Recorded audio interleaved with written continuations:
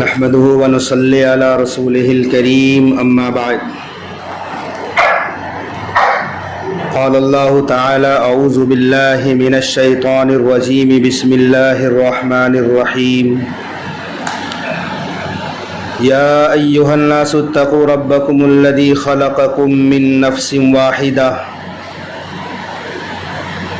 وخلق منها زوجها وبث منهما رجالا كثيرا ونساء واتقوا الله الذي تساءلون به والأرحام إن الله كان عليكم رقيبا وقال الله تعالى وإذا الموءودة سئلت بأي ذنب قتلت صدق اللہ العظیم۔ حضرات گرامی، مکہ معظمہ میں مسجد حرام کے سامنے باب عبداللہ کے بازو میں ایک چھوٹا سا قبرستان ہے۔ اب عام لوگوں کو تو پتہ نہیں چلتا، اس قبرستان کا نام ہے المقبرہ الشبیکہ، المقبرۃ الجاہلیہ بھی کہتے ہیں لوگ۔ یوں تو مسجد حرام کے اطراف میں بلڈنگیں بنی ہیں، عالیشان ہوٹل ہیں، مکانات بنے ہیں، مگر یہ چھوٹا سا قبرستان جس میں تدفین نہیں ہوتی، یہ نشان عبرت کے لیے آج بھی ہے۔ اس قبرستان میں، اس جگہ میں زمانے جاہلیت میں لوگ اپنی بیٹیوں کو زندہ زمین میں گاڑتے تھے۔ المقبرۃ الشبیکہ،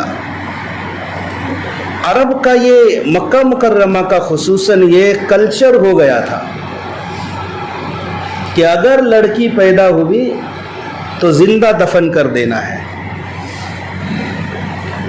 چند گنے چنے لوگ تھے اور گنے چنے گھرانے تھے جن گھرانوں میں یہ وبا نہیں آئی تھی، جیسے اماں خدیجۃ الکبریٰ کا گھرانہ ہے اور دیگر مقدس مائیں ہیں، خواتین ہیں، لیکن عام کلچر یہ ہو چکا تھا کہ لڑکوں کو زندہ رکھتے تھے اور لڑکیوں کو زمین میں چھپا دیتے تھے، یعنی زندہ دفن کر دیتے تھے۔ کوئی یہ نہیں چاہتا کہ کوئی شخص میرا داماد بنے، میں کسی کو اپنی لڑکی دوں پھر وہ شخص میرے سامنے حاضر ہو، یہ تصور نہیں تھا ان کا۔ حالانکہ اسے کیا معلوم کہ جو شخص یہ چاہتا تھا کہ اس کی بیٹی نہ ہو وہ بھی کسی خاتون سے ہی پیدا ہوا ہے۔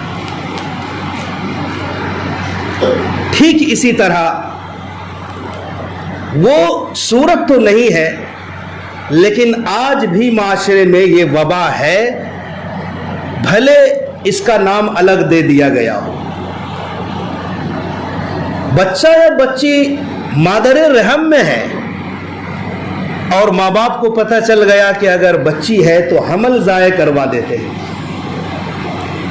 حالانکہ 4 مہینے کے بعد اگر کوئی شخص یہ حرکت کراتا ہے تو وہ شخص قاتل کے حکم میں ہے۔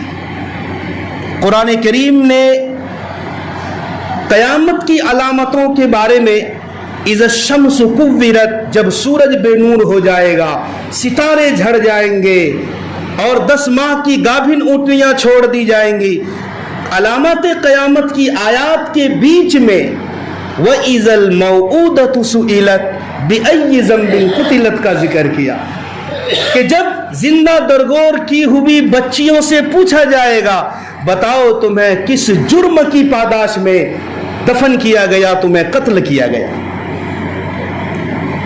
ہم سے، آپ سے، قتل کرنے والوں سے نہیں پوچھا جائے گا۔ عجیب اسٹائل ہے اس آیت میں، شخص سے نہیں پوچھا جائے گا کہ تم نے اپنی بچی کو کیوں قتل کیا، ان بچیوں سے خود پوچھا جائے گا بتاؤ تمہارا کیا جرم تھا کہ تمہارے ماں باپ نے تمہارے ساتھ یہ برتاؤ کیا۔ لیکن جب آفتاب نبوت فاران کی چوٹی سے طلوع ہوا، شمع رسالت جگمگائی اور غار حرا سے پیام انسانیت آیا، رسول کریم صلی اللہ علیہ وسلم نے خواتین کو, بچیوں کو, عورتوں کو وہ حقوق دے دیے ہیں اور وہ احترام کرنا سکھایا ہے کہ شاید کسی دھرم اور مذہب میں خواتین کو نہ اتنے حقوق ملے نہ اتنے حقوق دیے جاتے ہیں.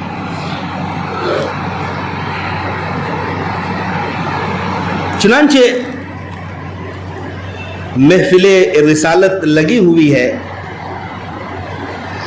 ایک نیا مسلمان ہوتا ہے, نو مسلم, ایک دیہاتی, آنکھوں میں آنسو ہے اور وہ کہہ رہا ہے یا رسول اللہ ہم نے بڑا گناہ کر دیا ہے. آقا سننا چاہتے ہیں تم نے کیا کیا ہے. وہ کہتا ہے کہ ہم نے میں نے اپنی بچی کو جنگل میں لے جا کر دفن کیا ہے. جب میں قبر کھودنے کے لیے گڈھا کرتا تھا اور مٹی میرے بدنوں اور کپڑوں میں لگتی تھی اور میرے کپڑے میلے ہوتے تھے تو وہ ننھی کلی آتی تھی میری بچی اور میرے کپڑوں سے مٹی جھاڑتی تھی. ابو آپ کیا کر رہے ہیں, آپ گڑھا کیوں کھود رہے ہیں. لیکن ایک وہ پاگل پن سوار تھا ذہن میں کہ بچی ہے تو دفن کرنا ہے, زندہ رکھنے کا سوال ہی نہیں ہے. پھر میں نے اس ننھی کلی کو اٹھایا اور دھکے دے کر قبر میں ڈالا. وہ بچی وہاں بھی ابو ابو کہہ کر پکارتی تھی. ابو مجھے اس گڑھے میں مت رکھو, میں واسطہ دیتی ہوں کہ میں آپ کے گھر نہیں آؤں گی, آپ کے گھر کا بوجھ نہیں بنوں گی. وہ ابو ابو کی صدا لگا رہی تھی اور میں دفن کر کے چلا آیا ہوں. آج بھی وہ صدائیں میرے کانوں سے ٹکرا رہی. اللہ کے نبی زاروں قطار رو رہے ہیں.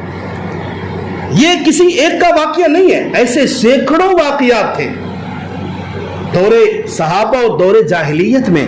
جو نئے نئے مسلمان ہوئے تھے افسوس کر رہے تھے, شرمندہ تھے اپنی حرکت پر.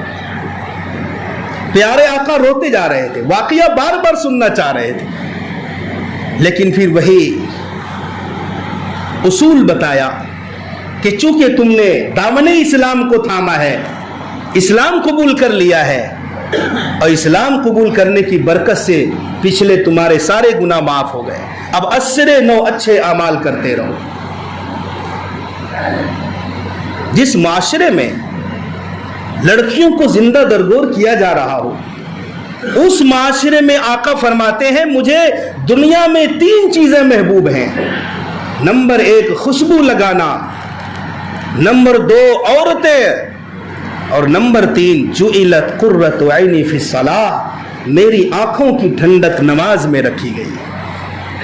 عورتوں سے پیار کا اظہار اس معاشرے میں جس معاشرے میں عورتوں کو بکتے ہوئے سامان کی حیثیت لوگ سمجھتے تھے.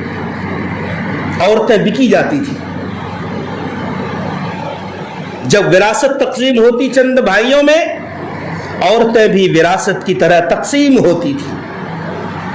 اللہ اکبر. ماں کا کوئی درجہ نہیں تھا, بیواؤں کا کوئی درجہ نہیں تھا. پاک پیغمبر علیہ الصلاۃ والسلام نے یہ درجہ دیا, اور آقا علیہ الصلاۃ والسلام ہمارے لیے ایسے پیغمبر ہیں کہ انسانی جتنے بھی رشتے ہیں پاک پیغمبر کے اتنے سارے رشتے موجود ہیں. عیسیٰ علیہ الصلاۃ والسلام بیوی کے مسائل بتا سکتے تھے, پریکٹیکل انداز میں بیوی کے ساتھ کس طرح رہنا چاہیے عیسیٰ علیہ السلام کی چونکہ شادی نہیں ہوئی تھی تو وہ بتا نہیں سکتے. زبانی بتا سکتے تھے, عملی طور پر نہیں بتا سکتے تھے. لیکن ہمارے نبی صلی اللہ علیہ وسلم کی بیوی نہیں بیویاں ہیں, ایک بیٹی نہیں کئی بیٹیاں ہیں. آپ کے بیٹے ہیں, آپ کے سسر ہیں, آپ کے داماد ہیں. اللہ کے نبی صلی اللہ علیہ وسلم نے صرف زبانی مسائل نہیں بتائے, عملی طور پر امت کے سامنے مسائل بتا کر عملاً کر کے دکھلایا ہے. ہمارے آقا نے فرمایا جس شخص کو بیٹیوں کی وجہ سے آزمایا گیا ہے, بیٹیوں کی وجہ سے آزمایا گیا, کئی بیٹیاں ہیں, آزمائش میں مبتلا ہو گیا اور اس نے صبر کر کے دکھا دیا, اللہ تعالیٰ اس کے لیے جنت کا راستہ آسان فرما دے. بیٹیوں کی پیدائش پر منہ چڑھانا، نفرت کا اظہار کرنا اور بوجھ تصور کرنا، یہ اسلام کا مزاج نہیں ہے، یہ زمانے جاہلیت کا مزاج ہے۔ آقا نے فرمایا خبردار کوئی اپنی بیٹی کو زندہ دفن نہ کرے۔ جس شخص کی کفالت میں 2 یا 2 سے زائد بیٹیاں ہوں، 2 یا 3 بیٹیوں کی پرورش کرے، کفالت کرے، تعلیم دے، تربیت کرے اور ان کی شادی کرا دے، آقا کیا فرماتے ہیں؟ وہ اور میں جنت میں اس طرح ہوں گے کہاتین، جس طرح یہ دونوں انگلیاں قریب قریب ہے، میں اور وہ شخص جس نے 2 یا 2 سے زائد بچیوں کی پرورش کی، جنت میں قریب قریب ہوں گے۔ رحمت بن کر آتی ہے، اور بعض مواقع پر تو یہ بچیاں بچوں کو بھی میدان میں پیچھے چھوڑ دیتی۔ کون کہتا ہے کہ صرف بچے سہارے ہوتے ہیں؟ بچیاں بھی سہارا بنتی ہیں، حالانکہ دونوں نعمت ہیں، بچے ہوں یا بچیاں ہوں، لیکن قرآن جب بولتا ہے تو پہلے بچی کے بارے میں بولتا ہے۔ یَهَبُ لِمَن یَشَاءُ إِنَاثًا وَیَهَبُ لِمَن یَشَاءُ الذُّکُورَ، اللہ جسے چاہتا ہے بیٹیاں دیتا ہے، بیٹے سے پہلے بیٹی کا ذکر کیا ہے، اور اللہ جسے چاہتا ہے بیٹے دیتا ہے۔ اور یُزَوِّجُهُمْ ذُکْرَانًا وَإِنَاثًا، اور جسے چاہتا ہے بیٹے بیٹیاں دونوں دیتا ہے۔ وَيَجْعَلُ مَن يَشَاءُ عَقِيمًا، اور جسے چاہتا ہے بانجھ بنا دیتا ہے، کچھ بھی نہیں۔ یہ سب تو اللہ کی قدرت ہے، اللہ کے ہاتھ میں، بندے کا کوئی کمال نہیں۔ کتنی ایسی خواتین کو طلاق مل گئی ہے، طلاق یافتہ ہے، جن کے پیٹ سے لڑکا پیدا نہیں ہوا۔ لڑکیوں کی پیدائش کی وجہ سے طلاق کی نوبت ہمارے معاشرے میں۔ بھلا بتاؤ تو صحیح، اس عورت بیچاری کا کیا قصور ہے؟ بیٹا بیٹی بنانے والا اللہ ہے، وہی بیٹا بھی پیدا کرتا ہے، وہی بیٹی بھی پیدا کرتا ہے، عورت کا کوئی قصور نہیں۔ اگر تم عورت کو قصوروار ٹھہراتے ہو تو یہ الزام تو تمہارے اوپر بھی لگ سکتا ہے کہ تمہاری وجہ سے بیٹی پیدا ہو رہی ہے۔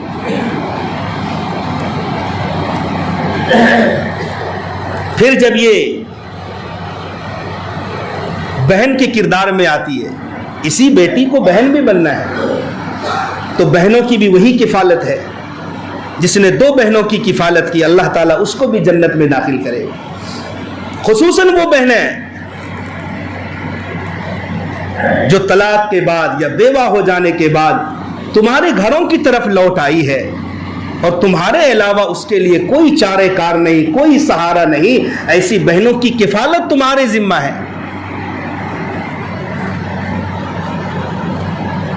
پھر یہی بہنیں اور بیٹیاں جب بیوی بنتی ہے، اللہ اکبر، وَعَاشِرُوهُنَّ بِالْمَعْرُوفِ، قرآن بول پڑتا ہے بیویوں کا خیال رکھنا، بیویوں کے ساتھ اچھا برتاؤ کرنا۔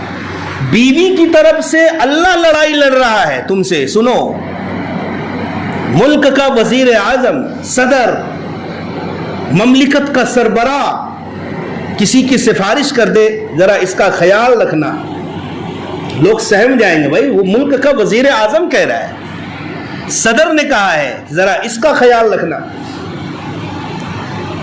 اور شریعت کے اعتبار سے بہت بڑا پیر، بزرگ اور اللہ کا ولی یہ کہہ دے ذرا اس کا خیال رکھنا، آدمی سہم جاتا ہے، اتنے بڑے آدمی نے سفارش کی ہے، یا اللہ سفارش کر رہا ہے اپنی بندیوں کے بارے میں، وَعَاشِرُوهُنَّ بِالْمَعْرُوفِ، ذرا اپنی بیویوں کا خیال کر لینا۔ اس نے تمہارے لیے باپ کو چھوڑا ہے، ماں کو چھوڑا ہے، سہیلیوں کو چھوڑا ہے، بھائی بہن کو چھوڑا ہے، اور اپنے ماں باپ جس علاقے میں رہتے تھے وہاں کے گلی کوچوں کو چھوڑا ہے، اور شہر کو چھوڑا ہے، اور بعض دفعہ ملک کو چھوڑا ہے۔ کس لیے؟ صرف شوہر کی محبت کے لیے، شوہر کے رحم و کرم پر جینے کے لیے۔ اتنی بڑی قربانی مرد نہیں دے سکتا ہے، یہ صرف عورت کی صفت ہے۔ وَعَاشِرُوهُنَّ بِالْمَعْرُوفِ، عورتوں کے ساتھ نیک برتاؤ کرنا، ان کو وراثت میں حصہ دینا.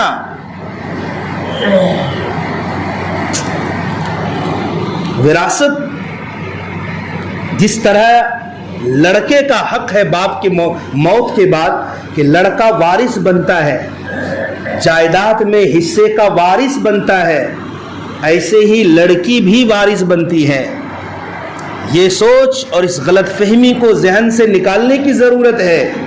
بعض لوگ کہتے ہیں کہ باپ نے تھوڑا ہی تو مال چھوڑا ہے, اس میں بہنوں کو کیا دیں گے. قرآن کہتا ہے مما قل منہ او کثر, چاہے مال تھوڑا ہو یا زیادہ ہو, مال تھوڑا ہو یا زیادہ ہو, جس طرح تم اس کے وارث ہو یہ بہنیں بھی اس کی وارث ہیں. ہم سمجھتے ہیں کسی کو دھوکہ دینا یہ حرام ہے, رشوت کا مال کھانا حرام ہے, اور جوا سے حاصل شدہ مال کھانا حرام ہے, چوری ڈکیتی کا مال کھانا حرام ہے, مگر ہم اس طرف نہیں جاتے کہ بہنوں کو محروم کر کے اس کا مال اور حق کھانا بھی حرام ہے.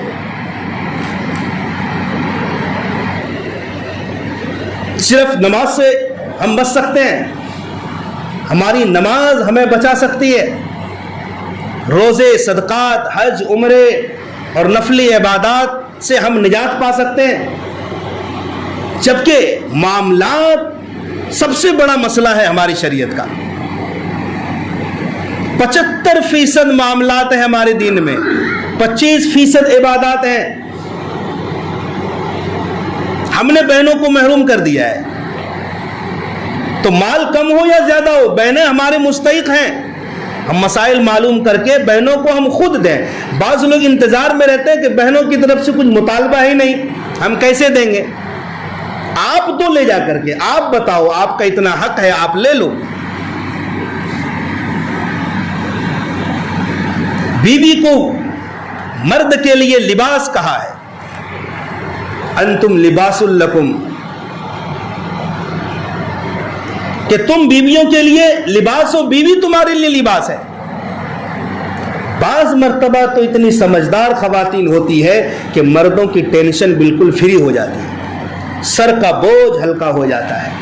جیسے کہ اما خدیجۃ الکبریٰ رضی اللہ تعالی عنہا نے ہمارے آقا صلی اللہ علیہ وسلم کے سر کے بوجھ کو بالکل ہلکا کر دیا تھا.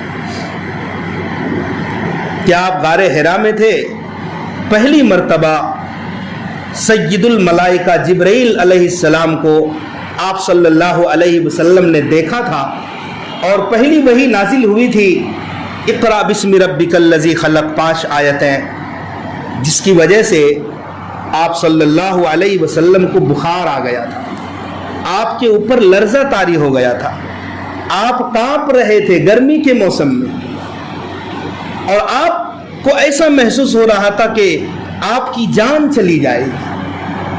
آپ صلی اللہ علیہ وسلم غار حرا سے نیچے اترے اور بھاگتے ہوئے اما خدیجہ کے پاس چلے گئے, اور وہاں جا کر کہا زملونی زملونی, مجھے کمبل اڑا دو, مجھے ایسا لگ رہا ہے کہ میری جان چلی جائے.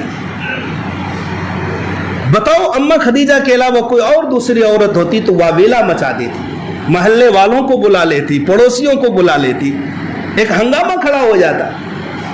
لیکن اما خدیجہ باشعور تھی, گویا کہ اللہ تعالیٰ نے اسی وقت اور حالات کے لیے اما خدیجہ کو اللہ نے فٹ کر دیا تھا. ایسے حالات کے لیے جو سب سے موضوع عورت اور خاتون ہے وہ اما خدیجہ ہے. اما خدیجہ نے کہا کلا, ہرگز نہیں, اللہ آپ کو ضائع کر ہی نہیں سکتا ہے. آپ یتیموں کو دیکھتے ہیں, مقروضوں کے قرضوں کو ادا کرتے ہیں, آپ لوگوں کے بوجھ کو ہلکا کر دیتے ہیں, آپ مسکینوں کی خبر کرتے ہیں, آپ بھولے ہوئوں کو راستہ بتاتے ہیں. اتنی ساری صفات آپ کے اندر ہے, آپ کو اللہ تعالیٰ کبھی بھی ضائع نہیں کر سکتا. نبی کے بوجھ کو ہلکا کیا نا, آپ کو سکون مل گیا, آپ کو راحت میسر آ گئی.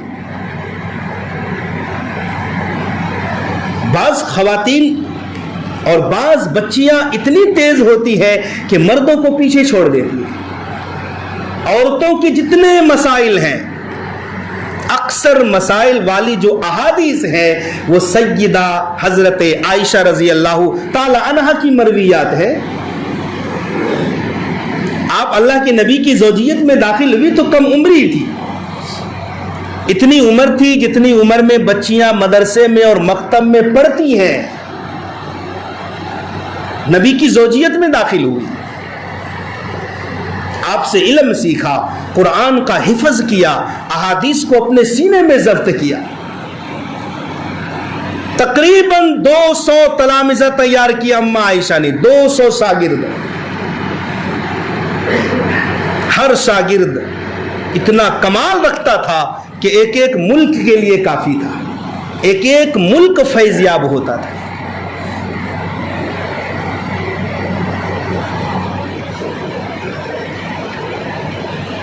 تقریباً 2000 سے زائد روایتیں اما عائشہ سے مروی ہیں.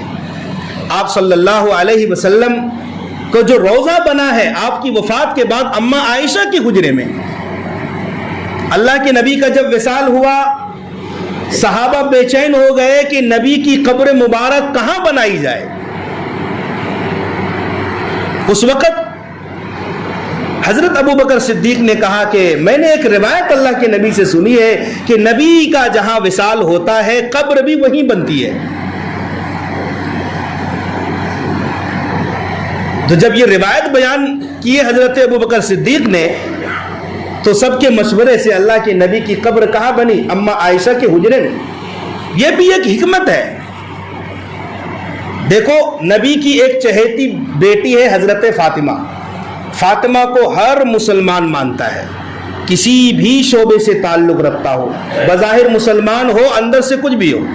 اب یہ کہہ لیں کہ فاطمہ کو شیعہ سنی سب مانتے ہیں, عائشہ کو سب نہیں مانتے. عائشہ کو تو شیعہ گالی دیتے ہیں, گندی گالی دیتے ہیں, عائشہ کے باپ کو گالی دیتے ہیں. بتاؤ صحابہ کو گالی دینے سے ہمارا ایمان بچ سکتا ہے کیا؟ صحابہ ہی تو ہمارے لیے معیار ایمان ہے بھائیو. ہمیں ایمان ملا صحابہ سے ملا ہے, قرآن ملا صحابہ سے ملا. صحابہ آگے نہ پھیلاتے تو ہم شاید آج مسلمان بھی نہ ہوتے. اللہ نے کیا سسٹم چلایا؟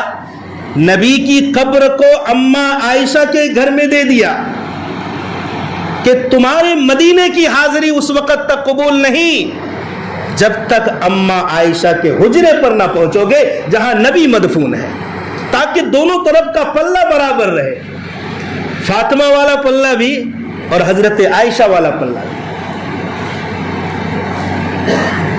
ام سلیم بڑی ذہین عورت تھی. ام سلیم کا نکاح ہوا ابو طلحہ رضی اللہ تعالیٰ عنہ سے. کچھ دنوں کے بعد ایک لڑکا پیدا ہوا, وہ بیمار رہنے لگا تھا. حضرت ابو طلحہ نے ایک دن روزہ رکھا, کہا میں باہر کام کے سلسلے میں جاتا ہوں, تم بچے کی خبر رکھنا. ابو طلحہ کام پر چلے گئے, پیچھے بچے کا انتقال ہو گیا. ام سلیم نے بچے کو نہلایا, ایک چارپائی پر رکھا اور کپڑا ڈال دیا اور گھر کے ایک کونے میں رکھ دیا. عورتوں کے اندر مردوں سے زیادہ صبر کی ہمت ہے, وہ صابرہ ہیں. کون سا ایسا فیلڈ ہے, شعبہ ہے, قرآن نے نمازی مرد کا ذکر کیا تو نمازی عورت کا بھی ذکر کیا ہے. روزہ رکھنے والے مردوں کا ذکر کیا تو روزہ دار عورتوں کا بھی ذکر کیا ہے. والصائمین والصائمات والخاشعین والخاشعات, اللہ سے ڈرنے والے لوگ ہیں تو اللہ سے ڈرنے والی عورتیں بھی ہیں. راتوں میں قیام کرنے والے لوگ ہیں تو راتوں میں قیام کرنے والی عورتیں بھی ہو سکتی ہیں. صبر کرنے والے مرد ہیں, صبر کرنے والی عورتیں بھی ہیں. یہاں تک کہ اللہ کی راہ میں مجاہد بن کر سپہ سالاری کرنے کے لیے جس طرح مردوں نے کام کیا ہے, عورتوں نے بھی بہت سے غزوات میں ان مجاہدین کی خدمت کی ہے. شام میں رات کے وقت ابو طلحہ انصاری آ گئے. وہ چونکہ روزے سے تھے, افطاری بھی کرنی تھی. بیوی سے پوچھا لڑکے کا کیا حال ہے؟ کہا وہ بالکل راحت اور سکون میں ہے. بیوی نے سوچا کہ اگر حقیقت بتا دوں نہ بھی افطاری کریں گے نہ کھانا کھائیں گے. غم ہلکا کر دیا, پہلے آرام سے سکون مل جائے. کہاں کہ لڑکا راحت میں ہے, سکون میں ہے, گھر کے کونے میں آرام سے ہے. افطاری کی, ابو طلحہ نے کھانا بھی کھایا اور اللہ کی شان رات میں صحبت بھی ہوئی, چونکہ پتہ نہیں تھا کہ گھر میں میت ہے. اس کے بعد رات ہی میں بیوی نے کہا کہ آپ سے ایک مسئلہ پوچھنا ہے. اگر میں پڑوسی سے کوئی سامان ادھار لے لوں, امانت کے طور پر لے لوں, استعمال کے لیے لے لوں, اور جب وقت ہو جائے واپسی کا تو مجھے واپس کرنا چاہیے یا نہیں؟ کہ بالکل کرنا چاہیے. امانت کی چیز امانت والوں کو واپس کرنی چاہیے. کہا دیکھو جی, اللہ تعالیٰ نے ایک امانت دی تھی لڑکے کی شکل میں, اللہ کی طرف سے قاصد آیا ملک الموت کہ اب امانت دے دو, تو میں نے وہ امانت واپس کر دی. لڑکے کا انتقال ہو گیا. کہتے ہیں کہ صبح تک ابو طلحہ روتے رہے, صبح تک. اللہ کے نبی کو پتا چلا, برکت کی دعائیں دی, برکت کی دعائیں. راوی کہتے ہیں اللہ تعالیٰ نے اتنی برکت دی صبر ام سلیم کی وجہ سے. اس رات کی حمل سے 7 یا 8 لڑکے پیدا ہوئے اور سب کے سب حافظ قرآن بنے. اللہ نے ایسی برکت دی ہے. بہرحال بیٹی ہو تو بھی ہمارے لیے رحمت ہے, بہن ہو تو بھی رحمت ہے, بیوی ہو تو مرد کے کامل ایمان ہونے کی علامت ہے. آقا نے فرمایا نکاح کے ذریعے سے اپنے ایمان کو کیا کرو؟ مکمل کرو. جب بندہ نکاح کرتا ہے تو اس کا آدھا ایمان مکمل ہو جاتا ہے. اب آئندہ آدھے کی وہ فکر کرے. پھر جب وہ ماں بنتی ہے, ماں کی دہلیز پہ اللہ کی شان قدموں میں جنت لا کر اللہ رکھ دیتا ہے. وَقَضَىٰ رَبُّكَ أَلَّا تَعْبُدُوا إِلَّا إِيَّاهُ, اللہ نے یہ فیصلہ کر دیا ہے کہ اللہ کے علاوہ کسی کی عبادت نہیں کی جائے گی. اللہ کا یہ فیصلہ ہے, تاکیدی فیصلہ ہے. وَبِالْوَالِدَيْنِ إِحْسَانًا, اور ماں باپ کے ساتھ نیک برتاؤ کرنا پڑے گا, یہ اللہ نے فیصلہ کر دیا ہے. جب ان میں سے ایک یا دونوں بڑھاپے کی حالت میں پہنچ جائیں اور تمہارے پاس موجود ہوں تو اف کہنے کی بھی اجازت نہیں ہے, اف تک کہنے کی اجازت نہیں ہے. جن کے ماں باپ چلے جاتے ہیں ان سے پوچھو دل کی حسرت کیا ہوتی ہے. وہ لوگ چاہتے ہیں کہ کاش میری ماں زندہ ہوتی, میرا باپ زندہ ہوتا, محبت کی نظر سے دیکھ لیتا, کچھ خدمت کرنے کا موقع مل جاتا. لیکن جب تک زندہ رہتے ہیں نا تو بچوں کو اس کی قدر نہیں ہوتی ہے, اس بات کی کہ ہمارے ماں باپ زندہ ہیں. ہاں تمہارے ماں باپ زندہ ہیں تو تمہارے لیے جنت ہے. وہ ماں باپ کی طرف رحمت کی نظر سے دیکھ لینا بھی مقبول عمرے کا ثواب ہے. یہ بھی تمہاری طرح جوان تھے, انہوں نے اپنی جوانی تمہارے لیے کھپا دی ہے کہ تمہارا مستقبل صحیح ہو جائے, تم کسی قابل بن جاؤ. پسینہ بہایا ہے تمہارے لیے, ماں نے راتوں میں جاگ کر تمہیں جوان کیا ہے. تمہارے استنجا کو, پیشاب پاخانے کو, گندگی کو ماں نے رات, تاریک رات اور ٹھنڈی راتوں میں برداشت کیا ہے. آج وہ بوڑھے ہو گئے تو میرے بھائیوں ان کے بڑھاپے کو اپنے لیے غنیمت سمجھے. آقا نے ممبر پر چڑھ کر آمین کہی تھی تو صحابہ نے پوچھا آپ نے آمین کیوں کہی؟ آقا نے فرمایا کہ جبرائیل علیہ السلام آئے تھے اور کہا تھا کہ جن کے ماں باپ بوڑھے ہوں اور ان کی خدمت کر کے اپنے آپ کو جنتی نہ بنا پایا وہ آدمی ہلاک ہو جائے. آقا نے فرمایا جبریل کی بد دعا پر میں نے آمین کہی. تو سچ یہ ہے کہ اسلام نے, شریعت نے عورتوں کو اس دین میں جتنا مقام دیا, حقوق دیے ہیں, اتنے حقوق اور مقام کسی بھی مذہب میں نہیں. اللہ تعالی ہمیں اسلام سے، شریعت سے سچی پکی محبت کرنے کی توفیق